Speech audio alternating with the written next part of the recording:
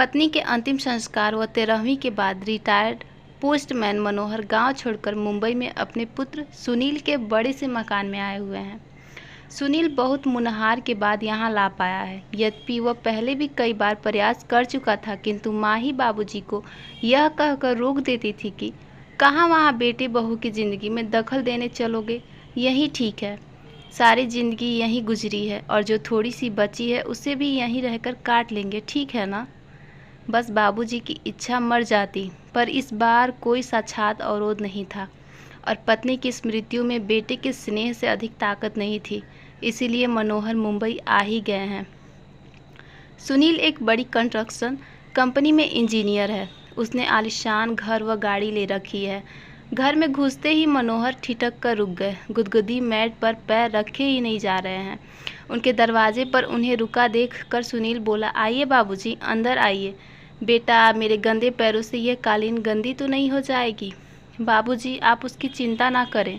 आइए यहाँ सोफे पर बैठ जाइए। सहमे हुए कदमों में चलते हुए मनोहर जैसे ही सोफे पर बैठे तो उनकी चीख निकल गई, अरे रे, मर गया रे। उनके बैठते ही नरम और गुदगुदा सोफा की गद्दी अंदर तक धंस गई थी। इससे मनोहर चिहुककर चीख पड़े थे।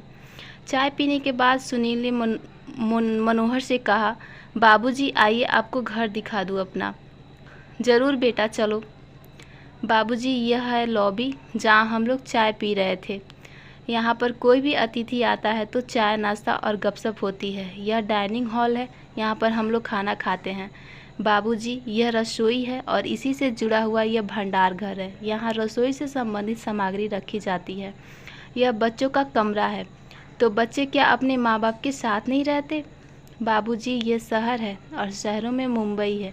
यहाँ बच्चे को जन्म से ही अकेले सोने की आदत डालनी पड़ती है। माँ तो बस समय समय पर उसे दूध पिला देती है और उसके शेष कार्य आया कर जाती है। थोड़ा ठहरकर सुनील ने आगे कहा, बाबूजी, ये आपकी बहू और मेरे सोने का कमरा है और इस कोने में यह गेस्ट रूम है। कोई अतिथि आ जाए तो यहीं ठहरता है। यहाँ छोटा सा कमरा पालतू जानवरों के लिए है। कभी कोई कुत्ता आदि पाला गया तो उसके लिए व्यवस्था कर रखी है। सीढ़ियाँ चढ़कर ऊपर पहुँचे सुनील ने लंबी चौड़ी छत के एक कोने में बने एक टीन के छत वाले कमरे को खोलकर दिखाते हुए कहा, बाबूजी, ये घर का कबाड़ खाना है। घर की सब टूटी फूटी और बेकार वस्तुएं यहीं एकत्र कर दी जाती हैं और दिवाली होली पर इसकी सफाई कर दी जाती है। ऊपर ही एक बाथरूम और टॉयलेट भी बना हुआ है। मनोहर ने यह देखा कि इस कबाड़ खाने के अंदर एक फोल्डिंग चारपाई पर बिस्तर लगा हुआ है और उसी पर उनका झोला रखा हुआ है। मनोहर ने पलटकर सुनील की तरफ देखा, किंतु वह उन्हें वहां अकेला छोड़ सरपट नीचे जा चुका था। मनोहर उस चारपाई पर बैठकर सोचने लगे कि कैसा यह घर है जहां पाले जाने वाले जानवरों के लिए अलग कमरे का विधान कर लिया जाता है, किंतु बूढ़े माँ बाप के लिए नहीं। इसके लिए तो कबाड़ का कमरा ही उचित आवास मान लिया गया है।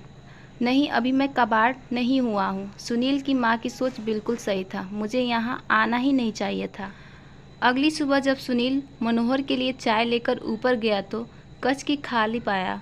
बाबूजी का झोला भी नहीं था वहाँ। उसने टॉयलेट और बाथरूम भी देख लिए, किंतु बाबूजी वहाँ भी नहीं थे। वह झट से उतरकर नीचे आया तो पाया कि मेन गेट खुला हुआ है।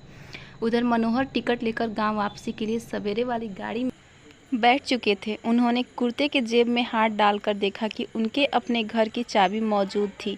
उन्होंने उसे कस कर मुट्ठी में पकड़ लिया। चलती हुई गाड़ी में उनके चेहरे को छू रही हवा उनके इस निर्णय को और मजबूत बना रही थी और घर पहुंचकर चैन की सांस ली। शिक्षा। दोस्तों, जीवन में अपने बुजुर्ग माता पिता का बचपन में आपका ध्यान रखते थे, क्योंकि एक उम्र के बाद बचपन फिर से लौट आता है। इसीलिए उस पड़ाव पर व्यस्त जिंदगी में से समय निकालकर उन्हें भी थोड़ा समय दीजिए, अच्छा लगेगा।